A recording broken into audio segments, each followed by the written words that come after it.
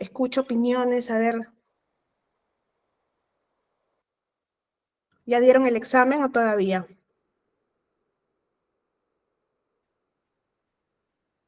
Qué bueno, Sergio. Sí, ha estado fácil, ¿no? Ha sido todo lo que hemos estado viendo hasta la última sesión. Jane, todavía no lo das. Ya no te preocupes, entonces hay plazo todavía. Y todo está, revisen las sesiones y ahí está todo. Ya, perfecto. Entonces, empezamos. Eti, estuvo fácil. Qué bien, qué bueno. Qué bueno que les haya parecido fácil. Eso quiere decir de que ha sido unas sesiones muy productivas entonces. Entonces, vamos a empezar con la penúltima sesión de hoy. Voy a compartir la pantalla.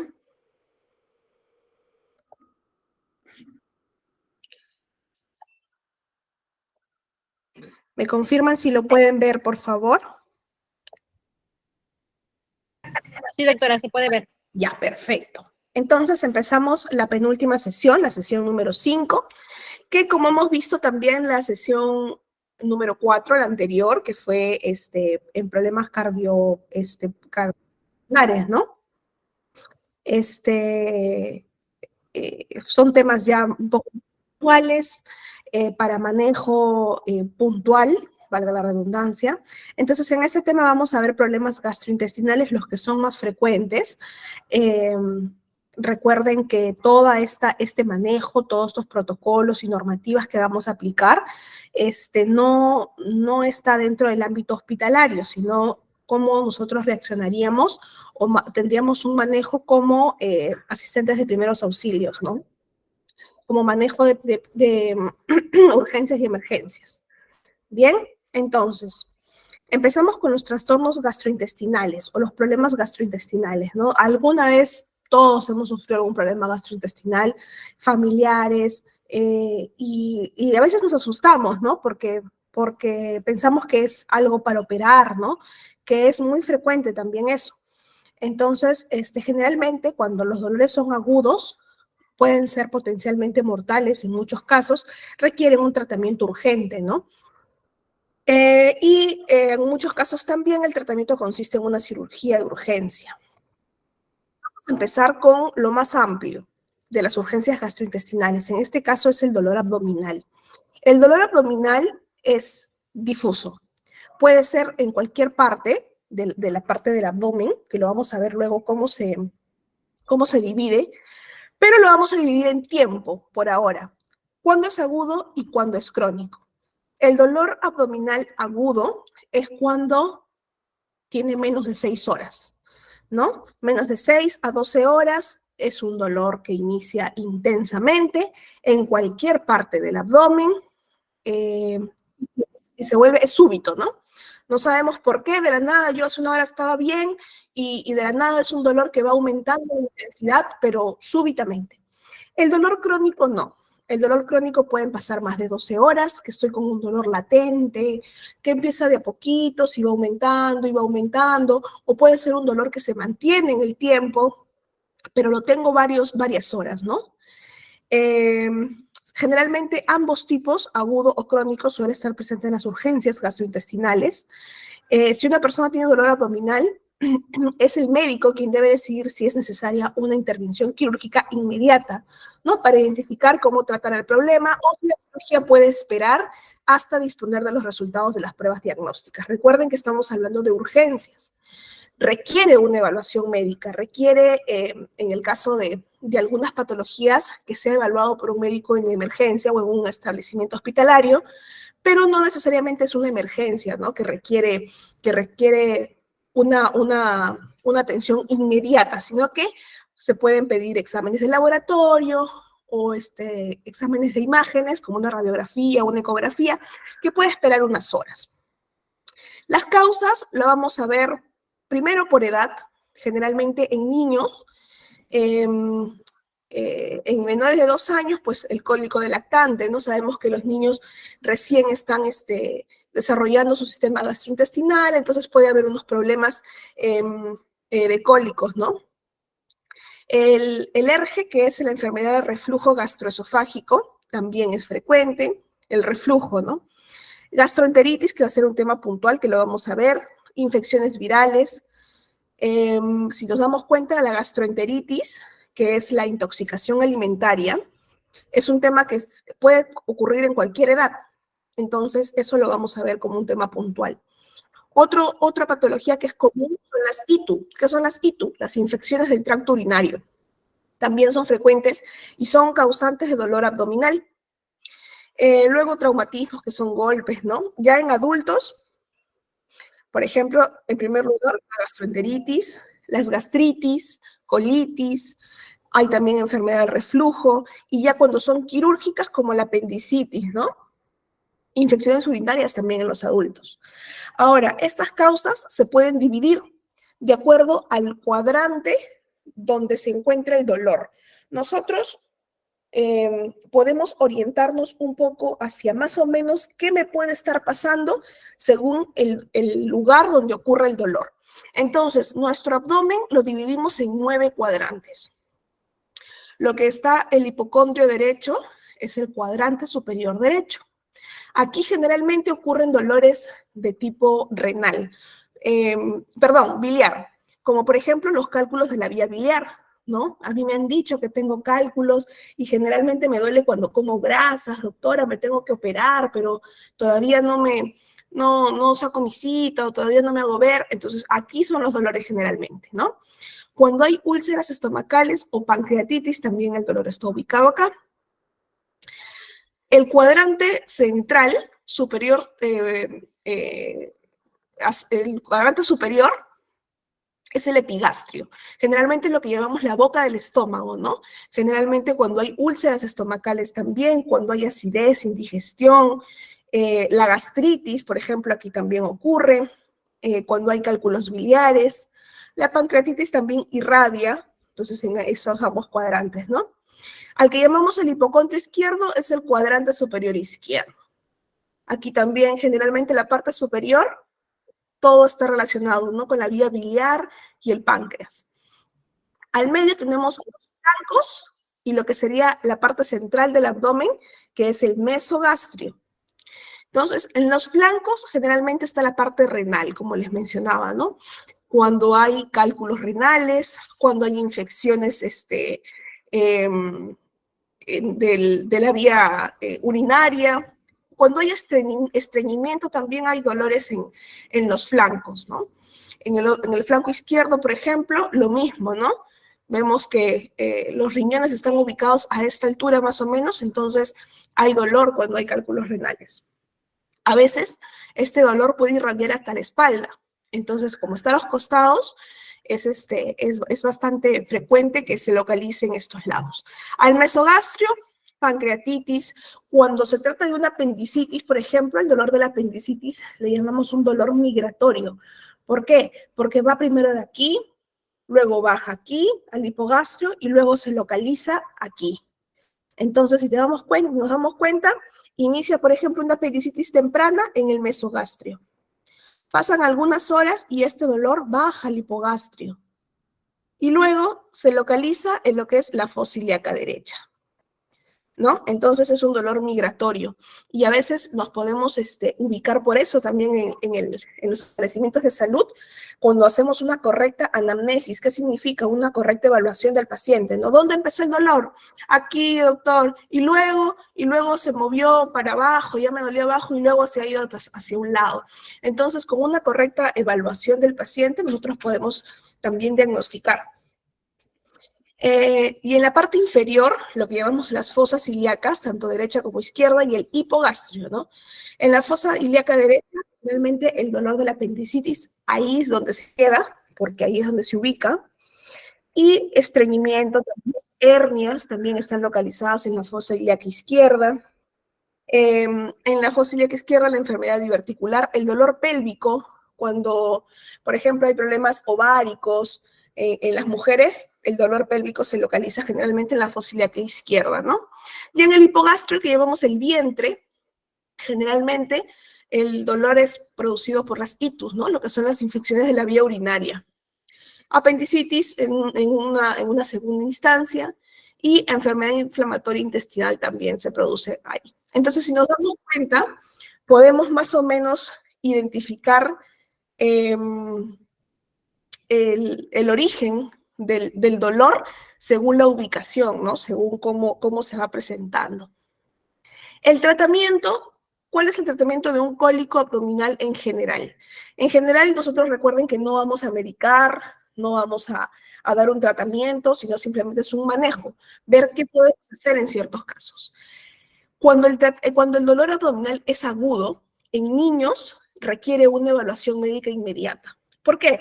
Porque nosotros, independientemente de cualquiera sean las patologías que hemos mencionado en los niños, requiere una evaluación médica porque requiere un tratamiento inmediato. Entonces, en niños no hay que dudarlo. Evaluación médica, de frente, ¿no? Lo llevamos por emergencias, por urgencias, para que pueda ser evaluado. En el caso de los adultos es diferente. En el caso de los adultos, primero hay que observar y luego evaluación médica, ¿no? Por ejemplo, en niños, por ejemplo, se puede, en el caso de una apendicitis, se puede tratar desde que empieza el dolor en el mesogastrio y vamos observando, pero ya en una sala de observación, ¿no? Ya bajo un equipo médico, un equipo de personal de salud que más o menos ya sabe por dónde va a ir la patología. En el caso de los adultos, pueden esperar, ¿no? Esperar hasta que el dolor se vuelva más central y orientado a la patología que es, ¿no? Entonces, por ejemplo, en casos de una infección urinaria, entonces hay que observar primero cómo es el dolor, si es que migra, no migra, entonces, y luego evaluación médica, ¿no? Cuando es crónico, igualmente. Tengo un dolor en el abdomen que no me deja hacer mis actividades, no puedo comer, hay ciertas características también, por ejemplo, tengo sangrado para ir al baño, por ejemplo, o vomito, he vomitado y hay rasgos de sangre. Entonces, esto ya es crónico, ¿no? Generalmente no es inmediato, no es agudo, ¿no? Pasan ciertas horas, entonces requiere evaluación médica. ¿Qué es importante que nosotros sepamos como asistentes de urgencias y emergencias? Que no debemos brindar analgesia, no debemos brindar ningún analgésico que quite el dolor. ¿Por qué? Porque enmascara las patologías. Por ejemplo, ¿qué pasa si a un niño está con dolor en el mesogastrio, ¿no? Les dice, me duele esta parte, me duele la parte central del estómago. Ah, debe ser un cólico nomás, tómate un paracetamol o tómate estas gotitas, ¿no? Entonces le quitamos el dolor le va a quitar, pero la apendicitis va a seguir y va a seguir y va a pasar el dolor al hipogastrio y luego se localiza en la fosa ilíaca derecha, pero como está con la analgesia, con el medicamento, nunca se dan cuenta, ¿no? Entonces llega de emergencias cuando ya la apéndice ya, por ejemplo, ya está muy inflamada, casi al borde de colapsar, entonces muchas veces puede causar septicemia y es muy tarde, ¿no? Generalmente hay que operarlo de emergencia y los pacientes se recuperan, pero podríamos evitarnos, ¿no? Ese mal rato. Sí, sabemos que no debemos brindar analgesia. A veces hay que esperar a cómo se va presentando el dolor, ¿no? Y si es en el caso de niños, evaluación médica inmediata, ¿no? Hasta tener un diagnóstico definitivo. Entonces, puntualmente, con el tema de las urgencias gastrointestinales, vamos a pasar al segundo cuadro, que es el más frecuente que hemos visto, ¿no? ¿Hasta aquí hay alguna pregunta con el tema de dolor abdominal?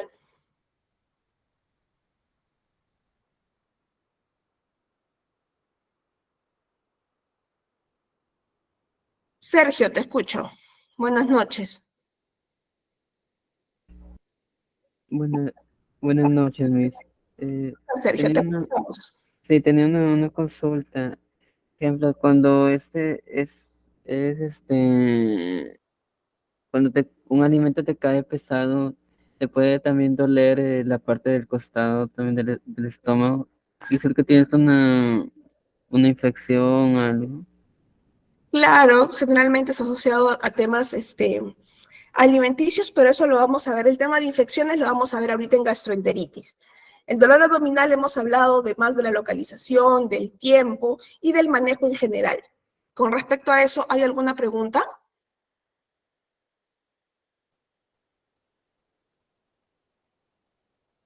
Todo claro, nos dice Ildam. Listo, entonces continuamos. En el tema de las gastroenteritis o también llamadas intoxicaciones alimentarias, ¿no? Vamos a ver nuestro caso clínico, va a ser sobre esto, nuestra parte práctica va a ser sobre este tema, ¿no? Porque es bastante frecuente, es muy frecuente.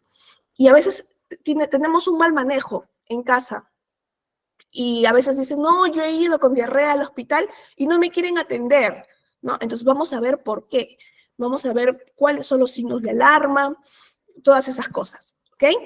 Entonces, ¿qué es la gastroenteritis? Es lo que llamamos intoxicación alimentaria. Ocurre cuando uno ingiere alimentos o agua que contienen ciertas bacterias, parásitos, virus o las toxinas de estas bacterias, ¿no? La causa, vamos a verlo específicamente, puede durar, la patología en general puede durar de 5 a 7 días, a veces no supera los 14 días. En cuanto a los microorganismos, las infecciones es la causa más frecuente. El 90% generalmente es porque comimos en la calle, porque tomamos agua de caño contaminada o frutas sin lavar, verduras sin lavar, ¿no? El 70% de las infecciones son por virus. El virus más frecuente es el rotavirus. El 30% bacterias, ¿no? Salmonella, E. coli, Campylobacter, son bacterias que son frecuentes. El 5 al 10% son parásitos, ¿no? El otro, hay un 10% de todas las infecciones que está asociado a, primero, fármacos. Hay medicamentos que nosotros tomamos que producen algún tipo de alteraciones gastrointestinales, ¿no? No sé si ya se han dado cuenta de repente, con el uso de algunos antibióticos genera molestias gastrointestinales, genera dispepsia, lo que llamamos la dispepsia, como terminología médica es ese malestar como indigestión, ¿no? Algunos medicamentos generan diarreas, náuseas, vómitos. Entonces está asociado a fármacos. También la parte nutricional, por ejemplo, puede ser la intolerancia a la lactosa, que es ahora actualmente bastante frecuente, ¿no? La intolerancia a la lactosa, la intolerancia al gluten, entonces puede generar ese tipo de urgencias. Los síntomas.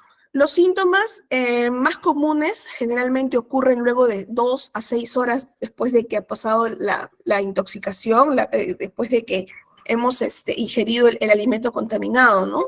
Este tiempo es variable, puede ser más o menos, ¿no? No son 2 a 6 horas exactas, ¿no? Depende de la causa de la intoxicación.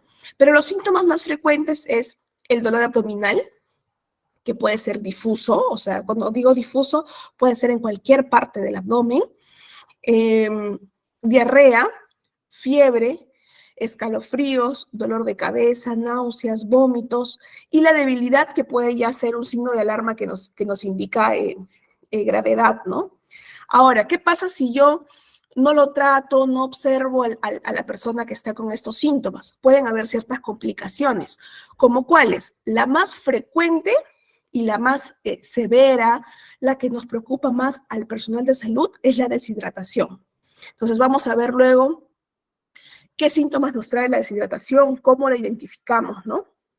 ¿Por qué? Porque produce alteraciones hidroelectrolíticas significativas. No sé si recuerdan la sesión en la que yo le mencionaba por qué no deberían tomar Gatorade y sí los sueros que venden en la farmacia o las salvadoras que le decimos, ¿no? Entonces, eso lo vamos a ver también en esta sesión. ¿Qué complicaciones también puede traer una intoxicación alimentaria? Una diarrea abundante con presencia de sangre. incapacidad para rehidratarse oralmente, ¿no? Y pacientes que tengan factores de riesgo generalmente presentan complicaciones. ¿Cuáles son los factores de riesgo? Los lactantes o los bebés menores de 3 meses. ¿Por qué? Porque el sistema gastrointestinal todavía no está bien desarrollado. Entonces, están más susceptibles a adquirir ciertos microorganismos, ¿no? Por ejemplo, los pacientes que están malnutridos, pacientes que tienen enfermedades crónicas a veces o inmunológicas como cáncer, a veces no están bien nutridos y también son más susceptibles a tener este tipo de infecciones, ¿no? Y las inmunodeficiencias también. Aquí se han movido un poquito los círculos, pero vemos que la etiología o la causa más frecuente de la deshidratación es por pérdidas excesivas, ¿no? Y las dos primeras causas son la gastrointestinal justamente y la renal, ¿no? Que lo vamos a ver. La diarrea, los vómitos, ingesta de laxantes. A veces algunas personas tienen la creencia de que van a bajar de peso por tomar laxantes, ¿no?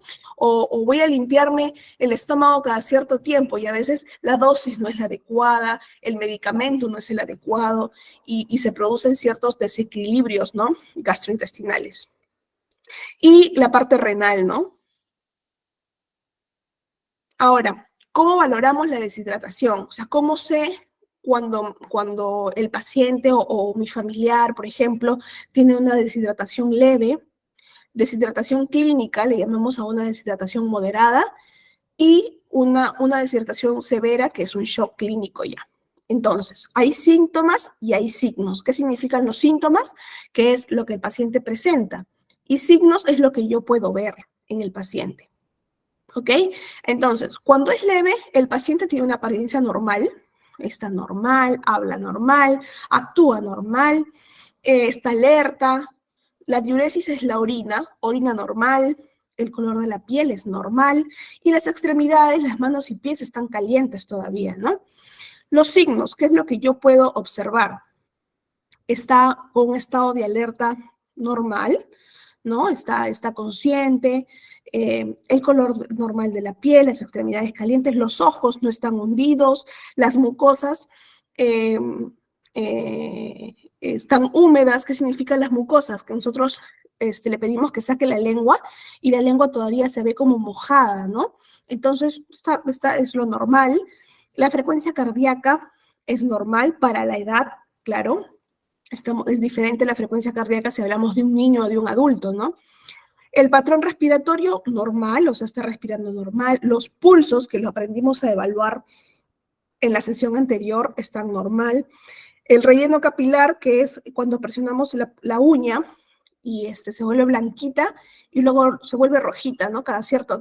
Después de cierto tiempo. Lo normal es que sea menor de 2 segundos. O sea, aplástense ustedes la uña del dedo pulgar y van a ver que se vuelve blanquita y cuando la sueltan recupera su color. Lo normal es que sea inmediato, ¿no? Menos de 2 segundos.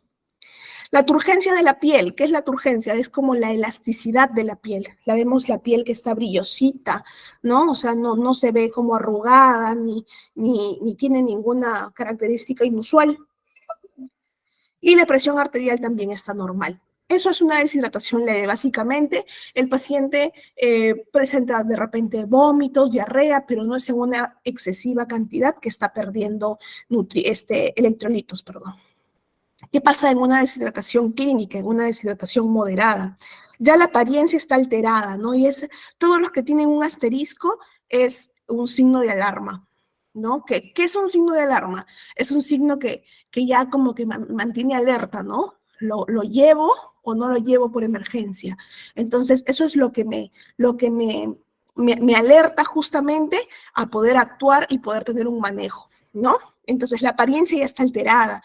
Por ejemplo, en los niños ya los vemos un poco más pálidos, decaídos de repente, ¿no?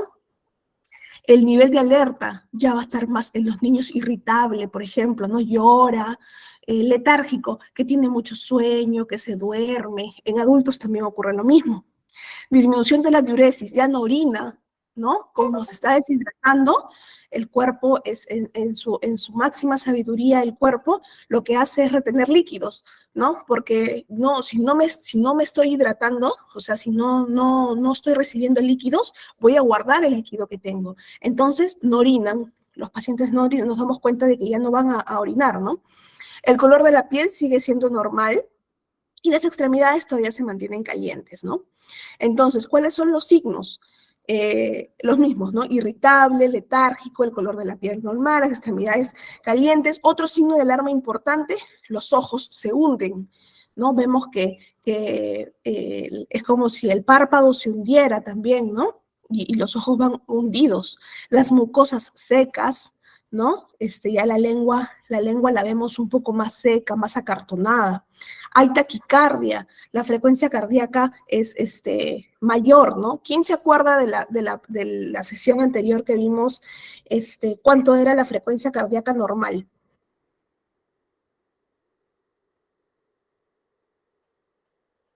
¿Quién se acuerda? De De 60 60 a 80.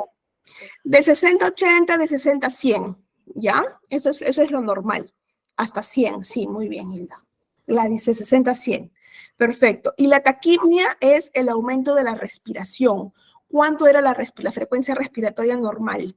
¿Quién se acuerda? de 18 a 22, doctora.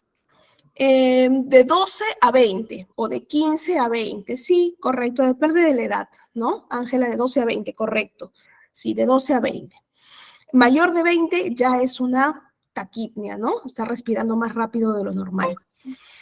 Los pulsos periféricos, ¿qué se refieren a los pulsos periféricos? Al pulso radial de la muñeca, ¿no? Que lo aprendimos a evaluar, ¿no? Está normal, o sea, todavía se siente. El relleno capilar, normal.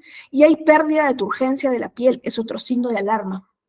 Dijimos que la turgencia es ese brillosito, esa hidratación que tiene la piel normal. La vemos la piel un poco más arrugada, como una piel de viejito, ¿no?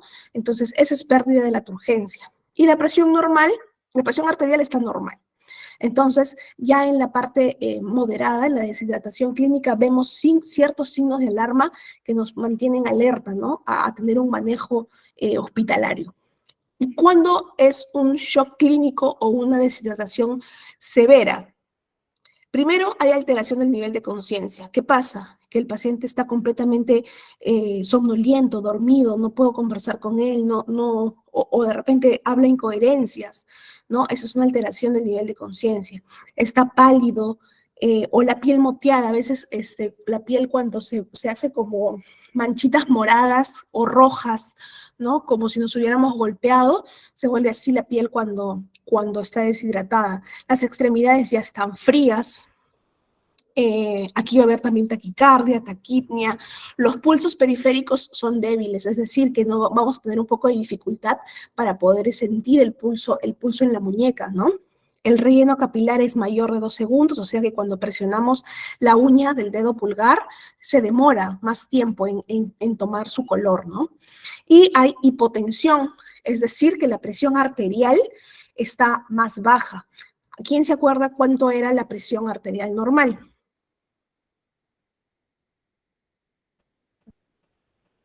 Cuando hablamos de una presión arterial normal. 7. 90 a 120. ¿Quién habló? Jane. 90 a 120 De miligramos. 120 sobre 80, ¿no es cierto? Hablamos de una presión, aquí no hay un rango, sino hay como una fracción, ¿no? 120 es la sistólica y 80 es la diastólica. Menos de 120, 80. Correcto. Entonces, teniendo claro estos conceptos, entonces no vamos a tener ningún problema en solucionar el caso clínico. Entonces, eso es básicamente cómo se va a diferenciar en los estadios o en la gravedad de una deshidratación, ¿no? Ahora, hay ciertos, aquí vamos a empezar a hablar sobre la parte hidroelectrolítica. Entonces, yo sé que algunos conceptos, algunas definiciones, algunas palabras van a ser un poco complicadas, ¿no? Pero lo más importante que ustedes, para mí, que ustedes entiendan es básicamente qué electrolito se pierde y por qué no es bueno simplemente hidratarnos con agua, ¿ya? A ver, hay 3 tipos de deshidratación. hay hipertónica, isotónica, hipotónica, y todo básicamente tiene que ver con el sodio, es este de acá, el sodio. Entonces, cuando hay mayor pérdida de agua, se llama hipertónica, ¿no? Isotónica, cuando se pierde la misma cantidad de agua y la misma cantidad de sodio. Hipotónica, cuando se pierde menos agua, pero más electrolitos, o sea, más sodio. Entonces, hay cambios en la célula. Al haber cambios en la célula, hay también cambios en los otros electrolitos como el potasio, el cloro. Entonces, cuando nosotros vamos por emergencia, nos van a pedir un examen de laboratorio, básicamente es la bioquímica. ¿Para qué? Para ver cuánto sodio y cuánto potasio se ha perdido. ¿Por qué es importante esto? Sobre todo cuando hay diarrea. Cuando hay diarrea hay pérdida, de líquido por heces, se pierden estos dos electrolitos, el sodio y el potasio.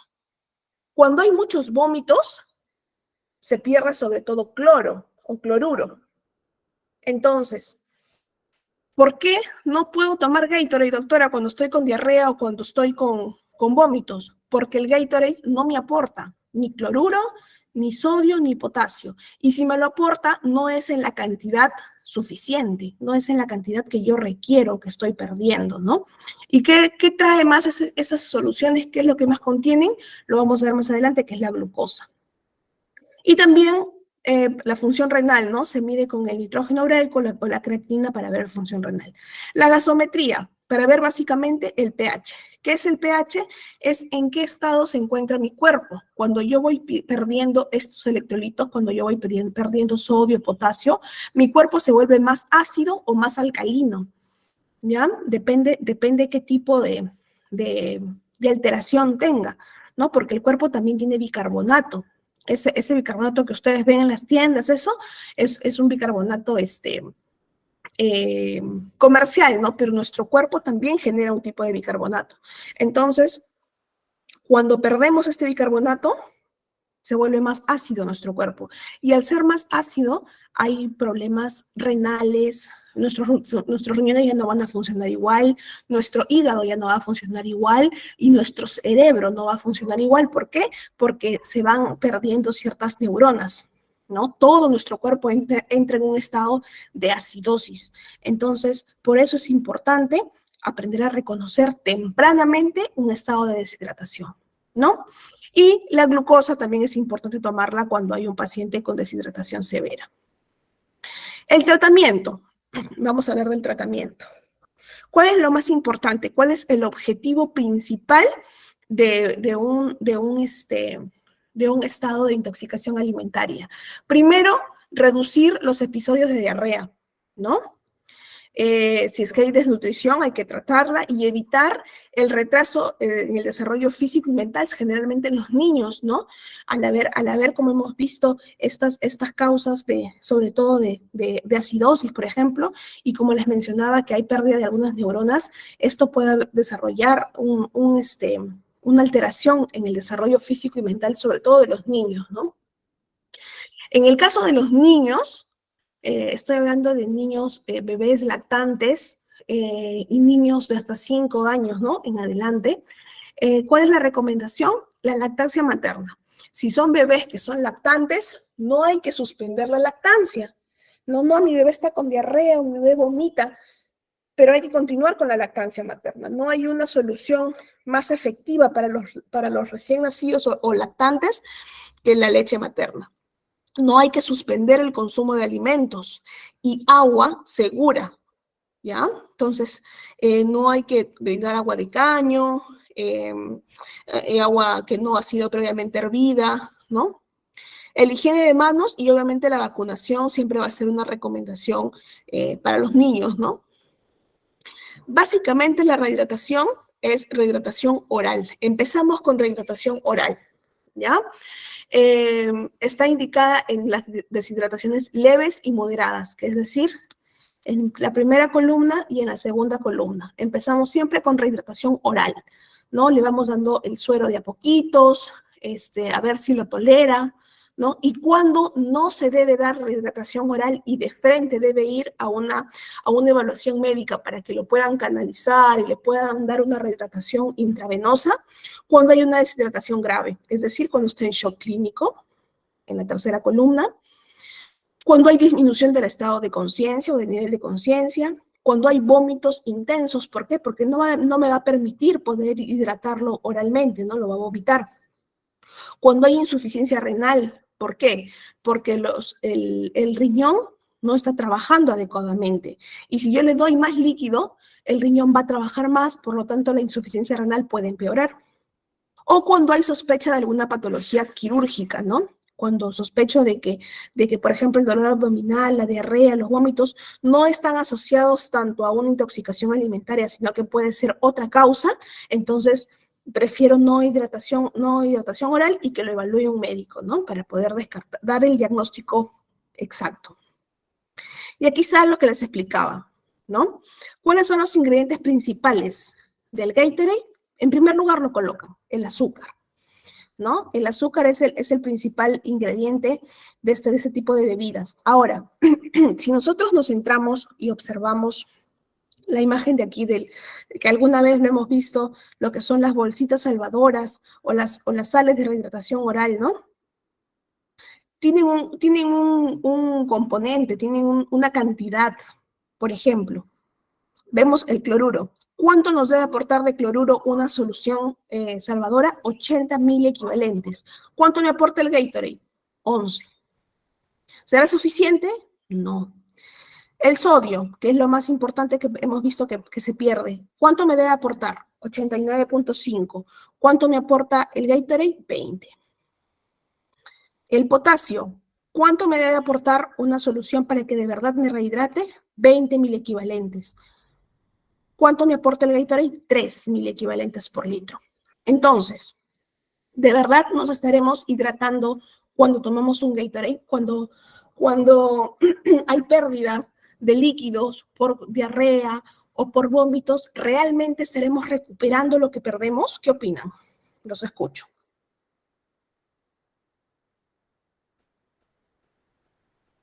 No, No nos doctora. ayudan. No, claro, Emma, Jane, Hilda también coinciden. Ujú. Dianita también. Sergio, te escuchamos. No, porque podemos sufrir eh, no, una sobredosis de hidratación. O sea, más podemos deshidratarnos. Podemos deshidratarnos más, pero por el tema de que nos aporta más glucosa, no nos aporta más azúcar. Y esto generalmente está indicado cuando hay pérdidas por sudor. Para los deportistas, básicamente está orientado a este tipo de bebidas, ¿no?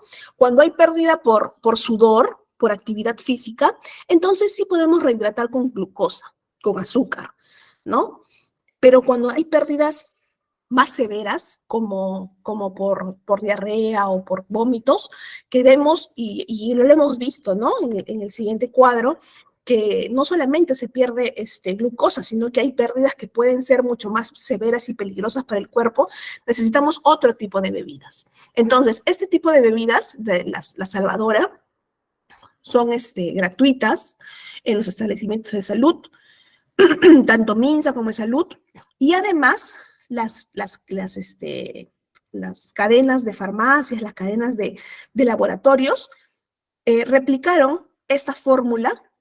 ¿Para qué? Justamente orientada para niños. ¿Por qué? Porque el sabor no es rico, entonces generalmente los niños tenían muchos problemas para tomarlas, y no había mucha deshidratación, ¿no? Generalmente en la época del cólera, que fue en los años 60, ¿no?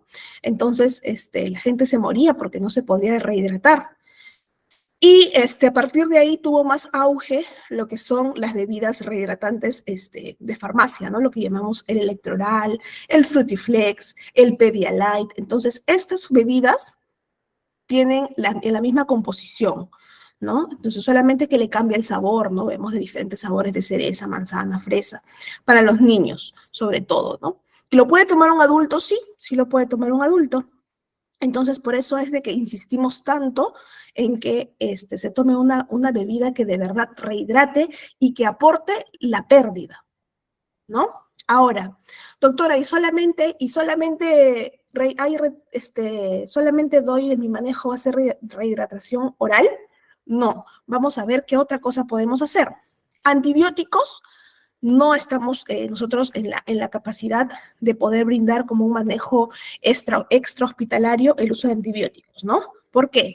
Porque hay que primero ver qué tipo de microorganismo es el que está generando esta intoxicación o esta infección, ¿no? Como hemos visto, ¿cuál es la primera causa de infecciones? Los virus. Entonces, generalmente dicen, tómate un antibiótico, te va a cortar la diarrea. Pero el antibiótico no mata virus, el antibiótico mata bacterias, ¿no? Entonces, por eso mencionamos que generalmente oscila entre los 5 o 7 días y no supera los 14 días, ¿no? Porque los virus son autolimitantes. ¿Qué significan? Que los primeros días causan síntomas y luego van disminuyendo. Entonces, ¿qué hacemos en estos casos? Solo el manejo es para evitar las complicaciones, pero no damos ningún medicamento para los virus, ni siquiera para los resfriados. Hay personas que dicen, doctora, yo cuando me da gripe me tomo una amoxicilina y me pasa. Entonces, a veces nosotros estamos en contra, ¿no? Como parte del equipo de salud, de personal de salud. Primero, el antibiótico tiene que tomarse según un régimen, no es tomar un solo medicamento, una sola pastilla y se va a curar. Además, el antibiótico mata bacterias, no mata virus. Y generalmente los resfriados son por virus. Entonces, por las puras están matando los microorganismos buenos que tiene nuestro cuerpo. Se van a dar cuenta que tenemos unas bacterias que son buenas para nosotros y que nos ayudan, ¿no? Entonces, las estamos matando con el uso que no está indicado de antibióticos, ¿no? Entonces, para el uso de las gastroenteritis agudas, que son las GEA, se limita el uso de antibióticos a indicaciones médicas. Cuando el médico me diga que debe tomar antibióticos, solamente debe tomar antibióticos. El uso de antidiarreicos, también igual, solamente los médicos deben indicar si es que es necesario que tome un antidiarreico o no. ¿Qué son los antieméticos? Antieméticos es antináuseas, que cortan los vómitos. Solamente se usa en el hospital, son de uso exclusivo intrahospitalario, ¿ya? No se debe administrar un antiemético muy conocido y que lo venden en las farmacias, es el Gravol, por ejemplo, ¿no? Tómate un Gravol, te va a cortar las náuseas, te va a cortar los vómitos, pero ¿qué pasa si la intoxicación, las náuseas o los vómitos que tiene no es por intoxicación, sino es por un cuadro quirúrgico, por ejemplo, ¿no? Lo mismo que pasa con los analgésicos. Enmascara el diagnóstico y ya no hay más dificultad para el personal de salud poder llegar al diagnóstico, ¿no? Entonces, los antieméticos solamente se deben utilizar en estos casos en el uso intrahospitalario. Ahora, hay otros medicamentos que se llaman los probióticos. ¿Qué son los probióticos? Son bacterias que ayudan en este tipo de cuadros. Las encontramos de manera natural en algunos alimentos como el yogur, por ejemplo, en el suero de leche, en la miel, ¿no? Son microorganismos vivos. Lo más abundante en nuestro cuerpo es el lactobacillus, que nos ayudan a ese tipo de patologías, ¿no? Se encuentran alimentos que están fermentados, sobre todo, ¿no? ¿Y qué son los prebióticos? Hay otro término, ¿no? Generalmente está asociado a lo que es la fibra vegetal y esto sirve de alimento para los probióticos, ¿no? Y favorece su crecimiento de este microorganismo, ¿no? ¿Cuáles son los prebióticos que podemos encontrar? Manzana, cebolla, ajo, espárrago, linaza, avena y cebada, por ejemplo, son alimentos prebióticos. Y probióticos son los microorganismos que encontramos vivos, ¿no? Ahora, cuando hay un cuadro de diarrea, de vómitos, para la intoxicación alimentaria, ya las cadenas industriales, las cadenas farmacéuticas de laboratorios han podido envasar este tipo de probióticos, ¿no? Y, por ejemplo, hemos escuchado alguna vez de repente si tenemos niños o bebés en casa, el Biogaia, por ejemplo, o el Biogermín, ¿no? Dele unas gotitas de esto y lo va a ayudar, ¿no? Entonces, ¿qué ocurre con estos microorganismos? Lo que hacen es combatir son microorganismos positivos para nuestro cuerpo y combaten a los microorganismos que son patológicos, ¿no? Que son malos para nuestro cuerpo. En adultos también existen algunos de estos medicamentos, como por ejemplo la enterogermina. La enterogermina también es el mismo lactobacillus, pero en ampollitas, ¿no? Generalmente se toman, no se inyectan. Y son ampollas bebibles y pueden ayudar. Entonces, básicamente nuestro manejo no va a ser farmacológico, sino es un manejo orientado a disminuir las complicaciones, ¿no? Solamente con hidratación oral y el uso de probióticos si es que tuviéramos a la mano. Ahora, el tratamiento, por ejemplo, en niños, cuando hay deshidratación moderada y en adultos cuando es severo, el manejo hospitalario debe ser inmediato. ¿Ya? El manejo hospitalario para evitar complicaciones, ¿para qué? Para que lo puedan hidratar de manera,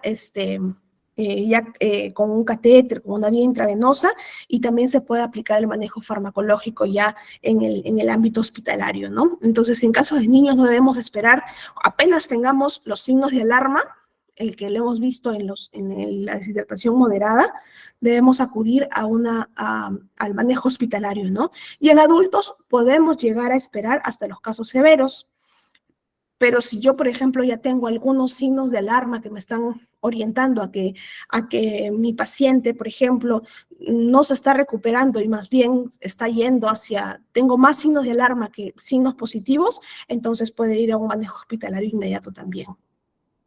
Entonces, ¿hay alguna duda hasta acá? ¿Alguna pregunta? Porque vamos a pasar a la parte geniturinaria. A ver, Marita, te escuchamos.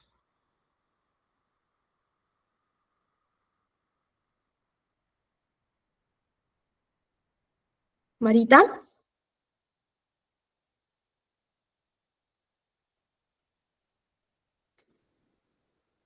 Sergio, te escuchamos. Sí, Miss, cuando hay ese tipo de también de infecciones, como usted dijo también, pues de diarrea, cuando está mal del estómago, para hidratarnos, nos recomiendan, no sé si habrá escuchado la fruta la pipa, que es el coco, pero El agua verde. de coco, sí, claro, también el agua de coco tiene ciertos nutrientes, pero claro que no tiene los nutrientes los electrolitos que estamos perdiendo, ¿no? Sodio, potasio, cloro, no tienen, ¿no? Estos componentes hidroelectrolíticos que básicamente nos van a evitar las complicaciones. ¿Que podemos beber? Sí podemos. Agua, incluso solamente agua también podemos, pero no vamos a recuperar completamente lo que estamos perdiendo, ¿no? Jane, te escucho. Doctora, disculpe, en la parte de la indicación farmacológica en los probióticos, ¿es indicado cuando ya se le realiza el diagnóstico o en el proceso se le puede ir dando? No entendí bien esa parte para los niños. Se les puede ir dando previo al diagnóstico. Antes de que reciban atención hospitalaria, se puede ir brindando este medicamento, por eso es de venta libre, y no hay ninguna complicación en el caso de que, claro que tiene una dosis, ¿no? Una dosis indicada, pero no hay ninguna complicación en el caso de que nos excedamos un poco con respecto a la dosis, por eso es un medicamento de venta libre. Y más que causar alguna complicación, va a beneficiar al paciente, ¿no? Entonces, por eso es que el manejo se puede indicar estos probióticos antes de una evaluación médica. Ah, ok, listo, gracias. Ya, listo. A ver, Emma, te escuchamos. Doctora, buenas noches. ¿Cómo estás? Buenas noches. Doctora, y en caso de en los niños intolerantes a la lactosa, por ejemplo, también les causa diarrea y también defecan con sangre, Ujú. también se le puede dar enterogermina. Sí, claro, se les puede dar enterogermina, pero el origen de la diarrea en ellos es otro, ¿no? Es un tipo ya nutricional. Como lo vimos en la primera lámina, aquí ya estaría en el 10%, ¿no? Que está fuera de infecciones intestinales. Entonces, básicamente, tú reforzarías con la enterogermina o con el biogaya, tú reforzarías las bacterias positivas del cuerpo, pero en este caso, el origen de la diarrea no es porque haya microorganismos malos, o sea, estas bacterias que tú les estás brindando no tendrían con quién combatir, porque básicamente lo que está generando la diarrea una causa nutricional, ¿no? En este caso, lo que le falta a las personas que son intolerantes a la lactosa es una enzima que se llama la lactasa. Entonces, cuando las personas no tienen esta enzima en su cuerpo, no pueden procesar bien la leche y genera estas molestias. Ahora, hay medicamentos que te brindan la lactasa ya encapsulada. Entonces, en este caso, el manejo sería pues ese tipo de medicamentos para que pueda procesar la leche. No estaría orientado más a una parte infecciosa como tal, ¿no? Sino sería otro tipo de origen.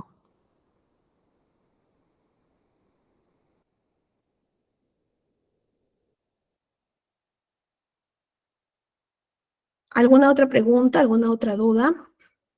Entonces, sí o sí, al pediatra tiene que ir, ¿no? Para hacer sus evaluaciones.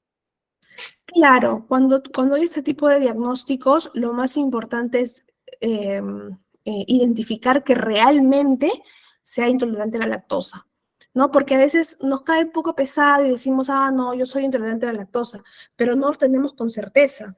Entonces, hay exámenes, hay pruebas bioquímicas que detectan si es que realmente no tenemos esta enzima que procesa la leche. Entonces, ahí sí sería por recomendación médica que pueda consumir este tipo de medicamentos que tienen esta enzima ya encapsulada en forma de medicamento. Y pues se brinda cada vez que el paciente vaya a consumir lácteos, ¿no? Para que no sufra de esos trastornos.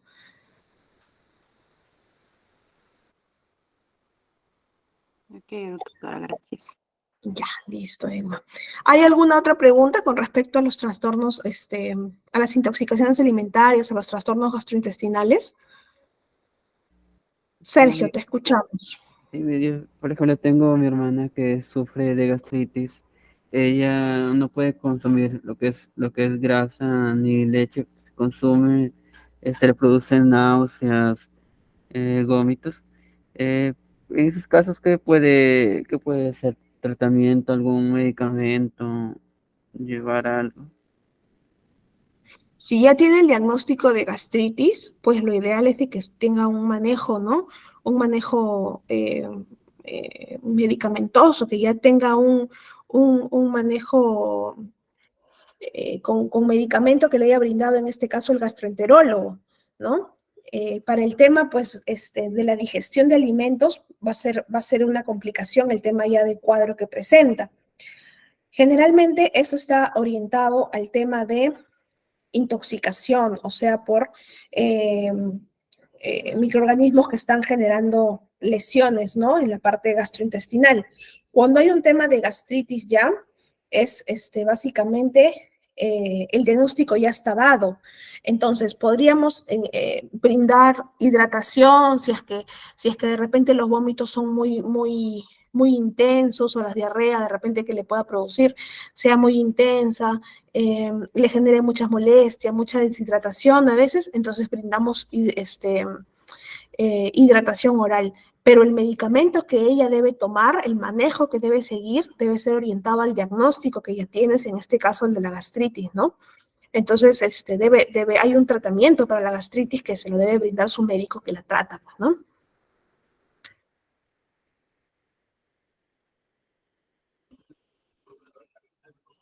¿Listo? Entonces, si no hay ninguna otra pregunta con la parte gastrointestinal, pasamos a la parte de genitourinaria, Lo más frecuente en las urgencias genitourinarias son las infecciones del tracto urinario, ¿no? Las ITU. Es más común en mujeres que en varones, y luego les voy a explicar por qué. La infección del tracto urinario tiene múltiples presentaciones clínicas, ¿no? A veces duele para orinar, vamos al baño a cada rato, tiene diferentes formas clínicas, ¿no? Y está entre las enfermedades infecciosas más frecuentes, tanto en pacientes ambulatorios, o sea, cualquier paciente en su casa puede sentir estas molestias, incluso los pacientes que están hospitalizados también es una complicación de la hospitalización, ¿no? El tracto urinario generalmente es estéril, o sea, la orina que va desde los riñones hasta la vejiga es estéril, ¿no? Excepto la parte de la uretra que lo vamos a ver en una imagen, ¿no? ITU es el nombre genérico que incluye varios cuadros clínicos, ¿no? Y según la localización de la infección. Entonces, en esta imagen vemos que se divide en el tracto urinario superior y el tracto urinario inferior. En el tracto urinario superior encontramos a los riñones y los uréteres, ¿no? Que son los canales por donde baja. Aquí los riñones filtran la orina, se quedan con los nutrientes positivos y los desechos, junto con el líquido que excede nuestro cuerpo, lo manda por los uréteres, que son estos canales amarillos, hasta la vejiga, ¿no? Entonces, hasta ahí es el tracto urinario superior. Cuando hay alguna infección en el riñón, se llama pielonefritis. Las prostatitis se consideran como la parte genital, ¿no? De los varones, ¿no? También, y producen algún tipo de malestar muy similar a la pielonefritis, por eso es que lo consideran como parte de las infecciones genitourinarias. Y abscesos intrarrenales, ¿no? También, que son abscesos que se forman dentro del riñón, también son parte del tracto, de las patologías del tracto urinario superior. A partir de la vejiga hacia abajo, son las infecciones del tracto urinario inferior. La vejiga, cuando hay una infección en la vejiga, le llamamos cistitis, ¿no? Seguro han escuchado varias veces ese término, ¿no? Pero no sabemos exactamente qué significa, ¿no? La cistitis es la infección de la vejiga y la uretritis es la infección de la uretra, que es este conducto por el que ya sale finalmente la orina, ¿no? Cuando vamos a miccionar. Hasta aquí, hasta la vejiga, todo este recorrido es estéril. ¿Qué quiere decir? Que no hay ninguna bacteria, ningún virus, no hay nada, todo está totalmente aséptico, ¿no? No hay nada. Pero cuando ya pasa por la uretra, como está en contacto con la parte genital de varones y de mujeres, entonces ya pueden haber ciertos microorganismos, ¿no? Es por eso a veces cuando, no sé si alguno de ustedes se ha tomado una muestra de orina, y les dan el frasquito para que vayan a orinar, les dicen, bota la primera parte en el water y la mitad del chorro la pones en el vasito, ¿no? ¿Alguna vez han tomado una muestra de orina? Sí, doctora. Sí, ¿no? Y sí les comentan esto, ¿no? Sí les dicen. Sí, sí. Sí, doctora, sí dicen eso. Sí, correcto. Entonces, así nos dicen, ¿no? Bota la primera parte de la orina en el water y la mitad del chorro ya lo pones en el frasquito. Entonces, ¿por qué? Justamente por eso, porque la uretra está contaminada, ¿no? Y de alguna manera hacemos un barrido con la orina de los microorganismos y ya puede caer lo que es realmente la orina de la vejiga, ¿no? Y podemos saber si es que realmente está contaminada o no. Ahora, ¿por qué las mujeres? Aquí hay una imagen de una mujer, en el fondo, si lo ven, es una mujer, y aquí es un varón. ¿Por qué las mujeres sufrimos más de infecciones del tracto urinario que los varones? ¿Por qué? Porque la uretra es más corta. Miren, ¿ves la mujer? La uretra es súper cortita y en el varón es mucho más larga. ¿Por qué? Porque tiene que atravesar todo el trayecto del pene, ¿no? Entonces, es más fácil para las bacterias o para los microorganismos en general viajar por la uretra de las mujeres hacia la vejiga que en los varones, ¿no? Porque los varones, hasta que llegue la bacteria a la vejiga, ya el varón ha orinado, ha mencionado varias veces en el día y ya ha hecho un barrido, pues, ¿no? Ha liberado la uretra de microorganismos, entonces no se produce una infección como tal. ¿Que hay casos? Sí hay casos en los que hay infecciones de la vía urinaria en varones, ¿no? De cistitis en varones, ¿no? Cuando ya los microorganismos son muy lesivos, más patológicos, ¿no? En cambio, en la mujer cualquier microorganismo puede ingresar hacia la vejiga, ¿no? Entonces, básicamente, eso es la causa. Ahora, los síntomas va a depender de la localización. Cuando son infecciones del tracto urinario superior, hablamos de los riñones en sí, o sea, la infección básicamente es en el riñón, se llama pielonefritis, ¿no?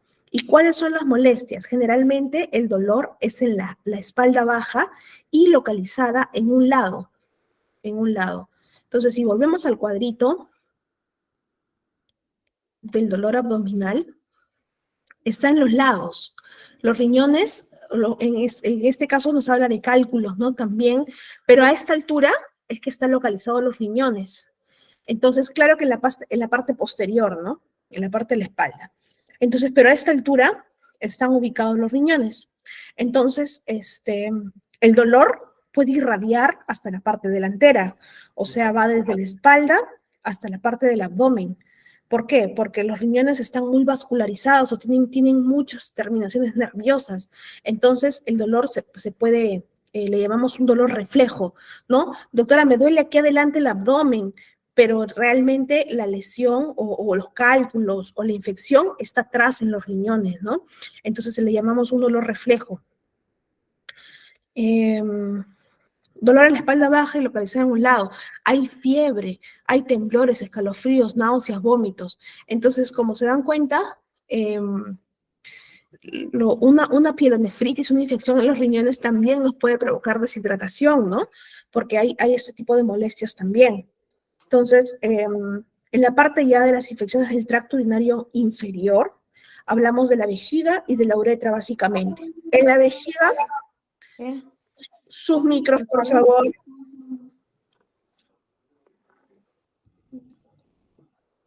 Gracias. En la parte de la vejiga hablamos ya de una cistitis, ¿no? ¿Qué ocurre aquí? Cuando hay una infección en la vejiga, hay necesidad de orinar más frecuente y orinamos en pequeñas cantidades, ¿no? Vamos al baño cada ratito y orinamos un poquito y arde, ¿no? Arde al orinar. Hay molestia en la zona abdominal baja, si volvemos a nuestro cuadrito, en la parte del hipogastrio es la que está frecuentemente las infecciones de orina, ¿no? En la parte del vientre, del hipogastrio. Hay dolor frecuente al orinar y puede haber hasta sangre en la orina, ¿no? Porque las bacterias, los microorganismos generalmente lesionan lo que es la pared de la vejiga. Entonces, al haber daño en la pared, pues va a haber daño también en la parte vascularizada, ¿no? En las arterias, en las venitas que están dentro de la vejiga y puede haber sangrado. Y en la parte de la uretra, que llamamos uretritis, pues hay ardor al orinar y puede haber alguna secreción purulenta, puede haber pus, ¿no? Por la uretra. Entonces, como es la parte que está más en contacto con los microorganismos, aquí los microorganismos, las bacterias, se desarrollan mucho más, entonces, por lo tanto, generan esa sustancia que conocemos como pus, ¿no? Entonces, ¿cuál es el diagnóstico? El diagnóstico es con un examen de orina y se puede pedir un urocultivo, ¿no? De acuerdo del médico que evalúe. Cualquiera sea el caso, si es una infección del tracto urinario superior o inferior, cualquiera sea el caso, requiere evaluación médica, ¿no? Requiere evaluación médica. Primero, para poder realizar un examen de laboratorio, un examen de orina y un urocultivo. A veces algunos pueden algunos médicos pueden solicitar ecografías, radiografías, ¿no? Para poder ver, sobre todo cuando es una infección del tracto urinario alto. Pero lo más importante es saber la composición de la orina y el urocultivo. ¿Para qué sirve el urocultivo? Para ver qué tipo de microorganismo es el que está generando la infección y poder brindar el tratamiento adecuado. ¿Por qué? Porque el tratamiento en estos casos es antibiótico. El antibiótico es el que nos va a quitar la infección, ¿no? Pero nosotros tenemos que brindar antibióticos de acuerdo al tipo de microorganismo que está causando esta infección, ¿no? No es lo mismo tomar un antibiótico que está orientado para la vía respiratoria, como la amoxicilina, por ejemplo, para estos casos, ¿no? Porque son otro tipo de microorganismos. Entonces, siempre los antibióticos es con indicación médica, ¿ya? Eso no hay que olvidarlo. Por eso la evaluación siempre debe ser por un médico. Entonces, ahí terminamos con la parte de genitourinario. ¿Hay alguna pregunta con respecto a esto?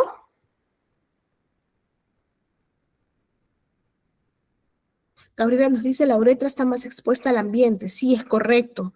La sensación de querer seguir miccionando, sí. Gladys también nos menciona eso. A ver, Marita, te escuchamos. Una consulta en niños, ¿cómo se identifica si tuviera una hito? ¿Cuál es el síntoma característico en un niño? Como lo he mencionado, Marita, depende de la localización de la ITU. La ITU es la infección del tracto urinario, pero si es alto, hay algunos síntomas diferentes a cuando es bajo. Entonces, depende dónde esté ubicada la infección para saber qué tipo de molestias va a presentar.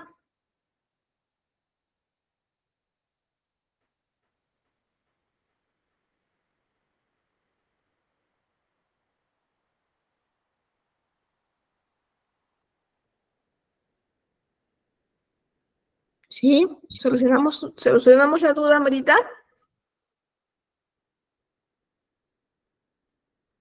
A ver, Gladys nos pregunta por el chat, doctora, ¿es normal que un niño tenga un olor de orina fuerte? Una niña de 5 años aproximadamente. Mira, la orina debe tener un color y un olor característico, es normal, porque por la orina botamos los desechos que no nos sirven para el cuerpo, ¿no? Hasta cierto punto es normal. Si nunca se ha realizado un examen de orina, puede ser característico también un cambio en los aspectos de la orina. Por ejemplo, si antes orinabas, o los niños, ¿no? Orinaban clarito y ahora orinan más fuerte, puede ser un cambio también que algunos microorganismos están generando, y se llama bacteriuria asintomática, o sea que no tiene síntomas de infección, pero las bacterias están ahí, ¿no? Entonces, hay que prestar atención a estos signos. O también puede ser simplemente que no estamos hidratándonos lo suficiente, ¿no? No estamos tomando la cantidad suficiente de agua, entonces los desechos salen más concentrados por la orina y por eso huele más fuerte, ¿no?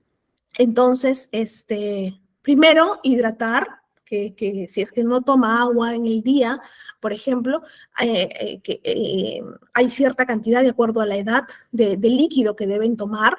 Entonces, si es que no está acostumbrada a beber líquido, pues la orina va a salir más concentrada, ¿no? Entonces hay que instaurarle una rutina de beber líquidos. Y si esto persiste, pues ya un examen de orina, ¿no? Sería lo ideal. Golda nos pregunta, ¿y cuál es la diferencia si está en un lugar u otro? ¿A qué te refieres, Golda? ¿A qué te refieres con un lugar u otro? ¿Cuál es la diferencia? ¿Del tipo de la infección? Ok, ¿cuál es la diferencia? Primero, ¿a qué está afectando? Cuando es el tracto urinario superior, son los riñones, ¿no? Y cuando es el tracto inferior, son la vejiga y la uretra, básicamente. Ahora, las manifestaciones clínicas va a ser de acuerdo a la ubicación de la infección, ¿no?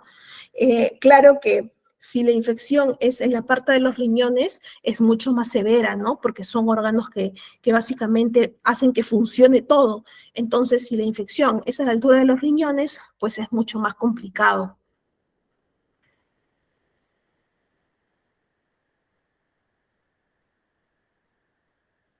Marita, te escuchamos. Luego Sergio. Doctora, una consulta. Para un paciente le realicen un urocultivo, ¿qué medicamento no debe haber tomado o por cuánto tiempo? Porque generalmente los pacientes se automedican, toman en la farmacia y para que le hagan un buen urocultivo, ¿cuánto tiempo o qué medicamentos no debería haber tomado, por decir? Buena pregunta, Marita, gracias. Para poder realizar un urocultivo no debe haber tomado antibióticos. Entonces, como dice Marita, a veces vamos a la farmacia y decimos, ay, estoy orinando bastante, y voy a cada rato al baño. Ay, ya tómate esto. Y nos da un antibiótico. Entonces, cuando ya vemos que no nos pasa, recién vamos al médico. Y el médico le va a decir, tómate un urocultivo para saber qué tipo de infección es la que tienes. Pero ya el urocultivo saldría alterado, porque ya tomamos un antibiótico. Entonces, generalmente la indicación es de que no se haya consumido ningún medicamento porque podría alterar el urocultivo, pero específicamente son antibióticos. No deberíamos tomar ningún antibiótico, o también lo que les gusta dar mucho en la farmacia es el piridium, ¿no? La fenazopiridina. Y eso cambia el aspecto de la orina, la vuelve más naranja.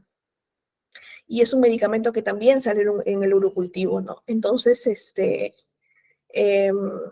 lo ideal es no tomar ningún medicamento antes de realizarse el urocultivo. Frank nos pregunta cuál sería el tratamiento para la uretritis. El tratamiento es antibiótico básicamente, Frank, pero hay que realizar un cultivo, en este caso, si es por la uretra, de la secreción que se está liberando, ¿no? Por la uretra, en este caso de la pus, para poder saber qué tipo de microorganismo es y poder dar el tratamiento indicado. Todo depende de qué tipo de microorganismo es para saber qué tipo de antibióticos vas a tomar o van a tomar en el caso del paciente. Justo nos dice, da un resultado falso positivo. Al contrario, da un falso negativo. ¿Por qué? Porque el microorganismo va a disminuir al tomar un antibiótico, entonces no nos va a dar un resultado real de lo que está ocurriendo, ¿no? Entonces, en un urocultivo vemos qué microorganismo es y qué cantidad hay de microorganismos, ¿no? Entonces, generalmente lo hacemos cuando es positivo, tiene que haber mayor a 10 unidades formadoras de colonia, ya le llamamos. Entonces, el médico patólogo, que es el que ve los resultados del laboratorio, en el microscopio ve cuántos microorganismos hay, los cuenta por campo y nos da el resultado, ¿no? Que es lo que los médicos vemos en la consulta. Entonces, ahí vemos la cantidad. Si se toma un antibiótico antes del urocultivo, no vamos a saber la cantidad exacta que hay de microorganismos. Entonces podemos decir, no hay mucho, pero en realidad sí hay. Entonces, como les digo, el medicamento a veces enmascara realmente lo que es la patología, ¿no? Janita nos pregunta, doctora, ¿en los adultos mayores es normal que siempre presenten una ITU constante? Sí, es más frecuente en adultos mayores y básicamente porque son personas, sobre todo en personas que están postradas, ¿no? Que hacen poca actividad física. Entonces, sabemos que la uretra pues está en contacto con los genitales, los genitales son, no están ventilados, a veces cuando los pacientes están postrados, la falta de higiene, la falta de movimiento, el sudor, el calor, puede generar que se reproduzcan ciertos microorganismos como hongos, bacterias, virus, ¿no? Entonces producen ese tipo de infecciones más frecuente en adultos mayores. Sergio, te escuchamos. Sí, tenía dos preguntas. Si un paciente orina, por ejemplo, es adulto mayor, orina por las noches constantemente, es problema de infección, también a la vez tiene este, su orina es con olor y con color fuerte, podría ocasionar problemas de infección en la uretra Y la otra pregunta es, ¿esa muestra de orina se hace en ayunas o no? Ujú. A ver, cuando hay problemas de micción en adultos mayores, generalmente por la madrugada, no está asociado tanto a infecciones de la vía urinaria, sino también al tema de la próstata. Me habías mencionado prostatitis, ¿no? Entonces, en adultos mayores, el diagnóstico es orientado por ese lado, ¿no? Por el tema de la próstata. Hay que hacer una evaluación, hay que hacer un examen. Igualmente puede ser un tema de infección también, sí, pero entonces hay que tomar ciertos exámenes de laboratorio, ¿no? Para poder saber. Simplemente con la parte clínica, con la parte eh, eh, con la parte que nos cuenta el paciente, no podemos realizar un diagnóstico. En este caso, para la parte genitourinaria necesitamos hacernos pruebas de laboratorio, ¿no? Como el examen de orina, el urocultivo. Y el examen de orina no tiene que ser en ayunas, se puede hacer en cualquier momento. Gladys, te escuchamos.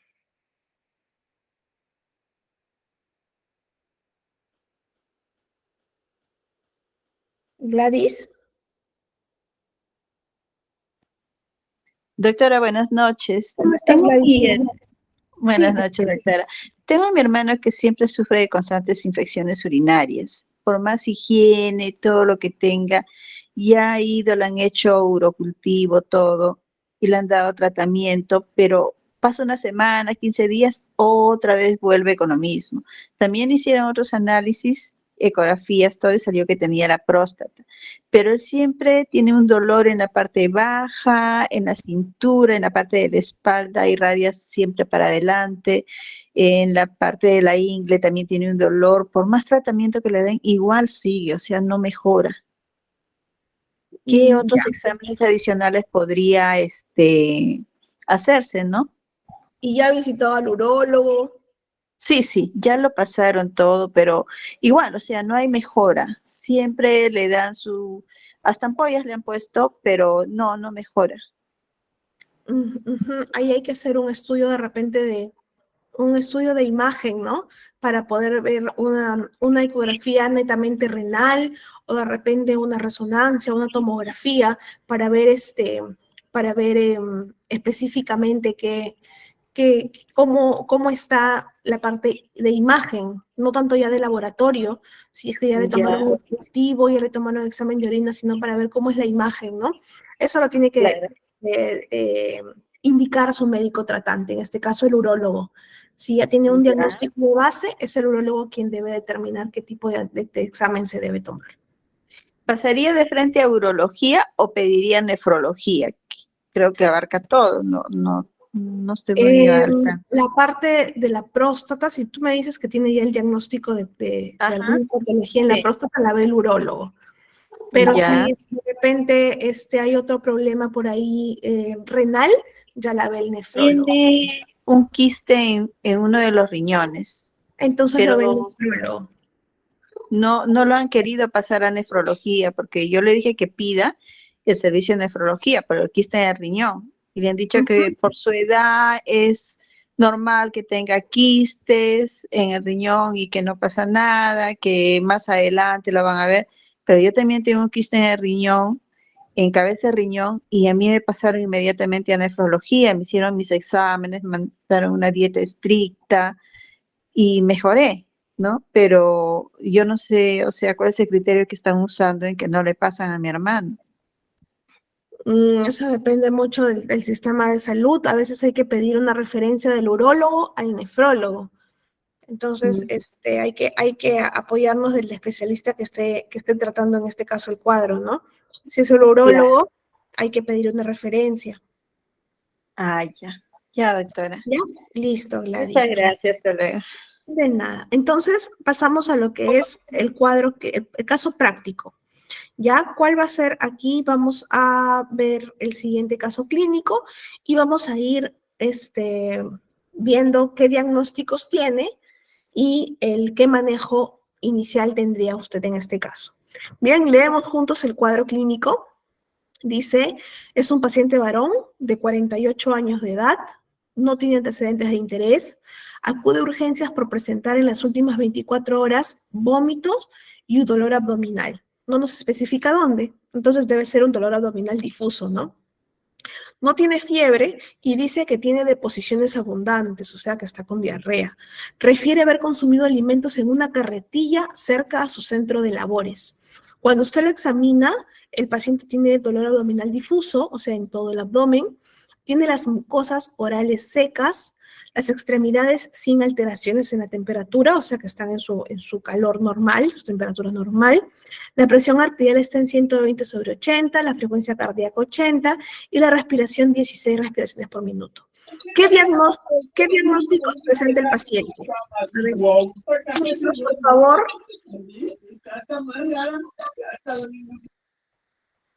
Gladys, te escuchamos. ¿Qué diagnósticos presenta el paciente para ti?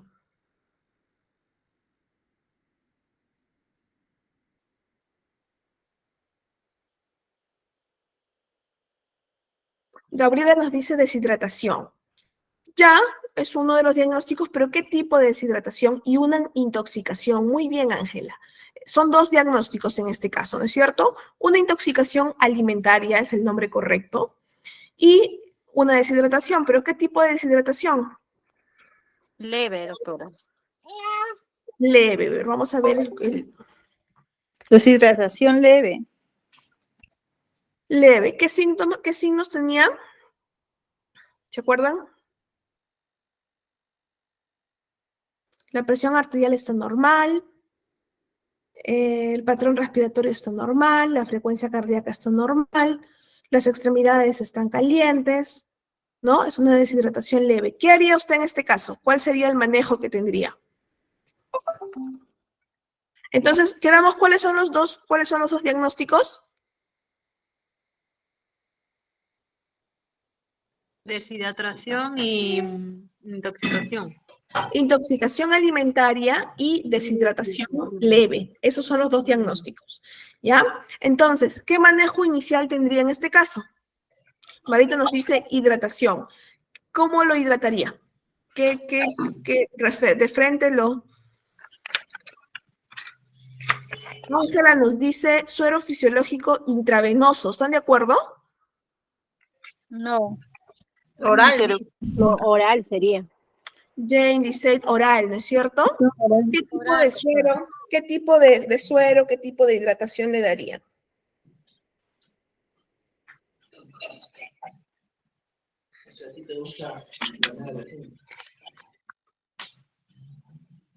Con electrolitos, correcto, Gladys. Electrolitos. Probióticos también le podemos dar, muy bien. La sal. Agua también, agua. Agua en el último de los casos, si es que no tenemos un suero a la mano, no tenemos una bebida salvadora, agua le podemos dar. ¿Que se va a recuperar más lento? Sí, ¿no? Porque el agua no tiene lo que estamos perdiendo, las sales que estamos perdiendo, pero le podemos dar agua para que se rehidrate. Y los probióticos, ¿no? Muy bien. Entonces, con el paso del tiempo, entonces el paciente está en su casa, con el paso del tiempo, usted se da cuenta que presenta... Ay, ¿qué pasó? Ay, ¿qué pasó? Con el paso del tiempo presenta alteración en el nivel de conciencia, palidez, ojos hundidos y la presión arterial está en 90/50, la frecuencia cardíaca está en 120 y la frecuencia respiratoria en 24 respiraciones por minuto. Ahora, ¿qué diagnósticos tiene el paciente?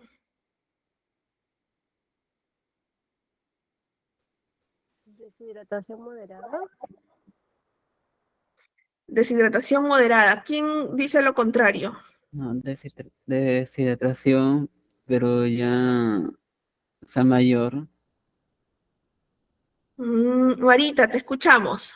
Presión severa, doctora. Presión severa, porque ya Severa. está ojos hundidos, si no la frecuencia está aumentada. A ver, vamos a ver el cuadro. A ver, tiene alteración en el nivel de conciencia, tiene palidez, ojos hundidos y está con hipotensión, con frecuencia cardíaca 120 y frecuencia respiratoria 24. Entonces volvemos al cuadrito. Tiene alteración en el nivel de conciencia, tiene palidez, extremidades frías, tiene hipotensión, muy bien, los que dijeron severa, ¿no? Hipotensión, tiene taquicardia y tiene taquipnea, ¿no? Que está respirando más rápido y está con frecuencia cardíaca más rápida también. Entonces, es una deshidratación severa en este caso, ¿no? ¿Cuáles serían los diagnósticos? Deshidratación severa y... El manejo hospitalario, luego se le aplica lo que es el suero intravenoso Muy para bien, Sergio, tratarlo. sí. En este caso, el manejo sería hospitalario para una hidratación intravenosa, ¿no? Además, además de ya en el ámbito hospitalario, ya le colocan otro tipo de fármacos, ¿no? Ya según una evaluación médica. Marita, estás con la manito levantada, te escuchamos. Sí, la hidratación endovenosa sería en ese caso para el paciente, pues, a chorro sería, ¿no? Y ya es manejo, hospitalario con los antibióticos, porque está diciendo el compañero, ¿no? Correcto. De acuerdo, Marita. ¿Alguien más nos quiere comentar algo con respecto a este caso?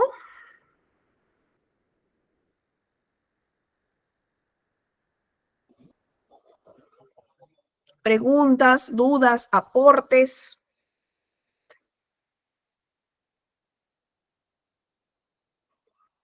Sergio, te escuchamos. ¿Cuánto tiempo puede durar esto? ¿O en un día se puede tratar esto si aún el paciente continúa con esos síntomas? No entiendo tu pregunta, Sergio. ¿Cuánto tiempo puede durar el manejo? Eh, O sea, los síntomas. Depende del tipo de microorganismo que se esté presentando, ¿no? A veces hay pacientes que requieren que se quede hospitalizado para poder darle un manejo con antibióticos por la vena, ¿no? Intravenoso. Entonces, todo depende de la evaluación que realicen en urgencias.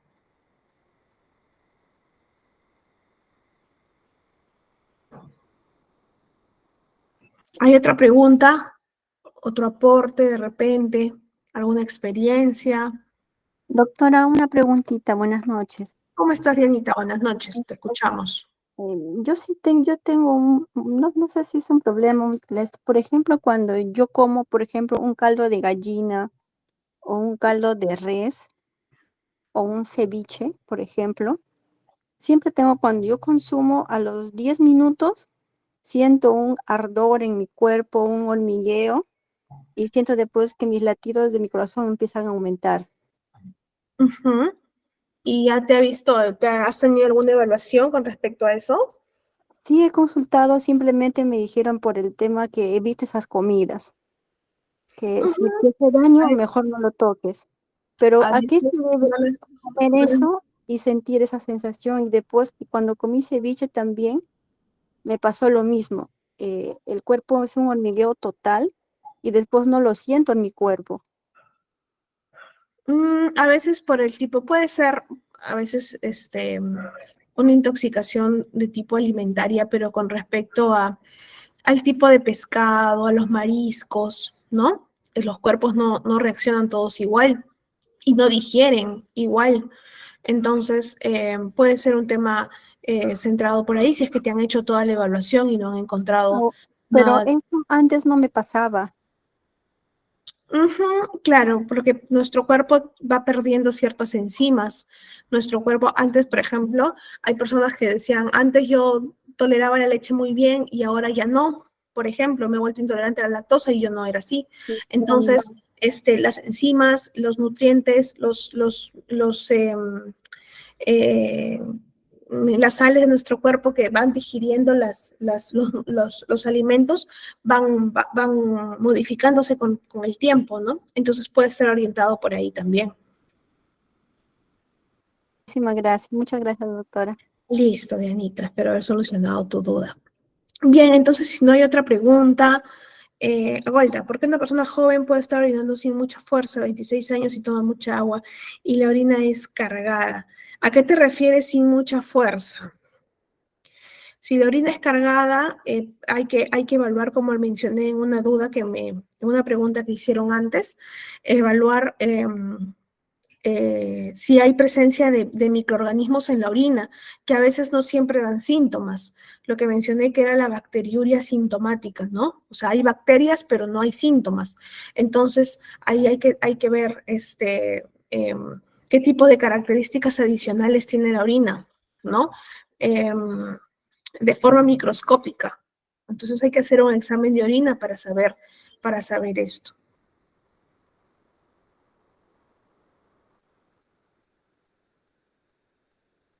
Que no orina como los jóvenes parece un viejo. No entiendo muy bien la pregunta. Sergio, te escuchamos. Es justo lo que estaba comentando mi compañera anterior sobre los alimentos que ella consumía le caían pesados. También a mí, por ejemplo, cuando yo consumo lo que es la fruta del plátano, a mí a los 5 minutos me produce gases, al igual que la menestra también, con el estómago elevado, o no sé si será No algo. todos digerimos igual. No todos tenemos las mismas enzimas para poder digerir los alimentos. Entonces, algunos alimentos nos caen bien y otros alimentos nos caen mal, pero no significa que a todos tengamos lo mismo, ¿no? O que sea algo patológico. A veces es normal no digerir ciertos alimentos porque es propio de nuestro cuerpo. Cada organismo es diferente, ¿no? Entonces, puede ser un tema de digestión, ¿no? Que tiene cada persona. Golda, me dices por la fuerza al orinar. Eso ya estaríamos hablando de un tema de incontinencia, puedo entender. Entonces, si es